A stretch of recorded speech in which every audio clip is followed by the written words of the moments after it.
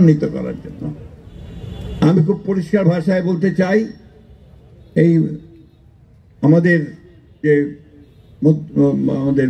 Interim যে government, মধ্যবর্তী যে সরকার, তারা সম্পূর্ণ ব্যর্থ হয়েছে এই গুম কমিশনকে পাবলিককে নিয়ে আসার, পাবলিক শুনানি করার। তারা ব্যর্থ হয়েছে এই শিশুগুলো, তাদের আত্মীয়দের, তার মায়েদের, তার ভাইদের যে কান্না, সেই কান্নাকে বন্ধ করার। এটার জন্য তাদেরকে অবশ্যই জবাবদিহি করতেই হবে, কারণ এটা আমাদের একটা দাবি ছিল, যেগুলো বিচার করতে হবে।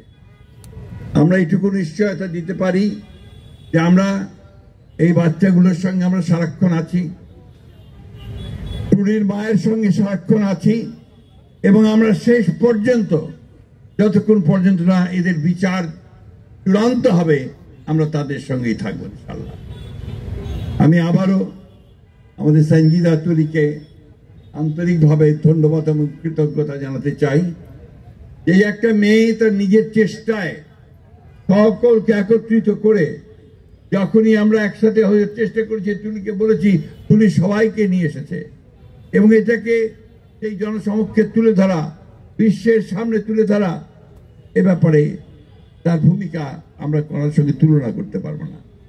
আমি এই প্রসঙ্গে ধন্যবাদ জানাতে চাই আমাদের জাতিসংঘের উমা খানকে, জাতিসংঘের মানবাধিকার কমিশনকে, যারা তারা এই বিষয়টাতে আমাদেরকে পুরোপুরিভাবে সব সময় সমর্থন দিয়েছেন।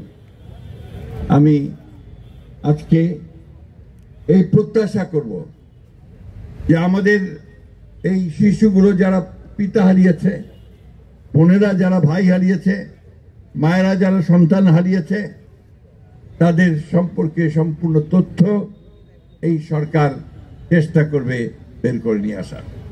সে যেই হোক না কেন, যারাই হোক না কেন, যত বড় শক্তিশালী হোক না কেন,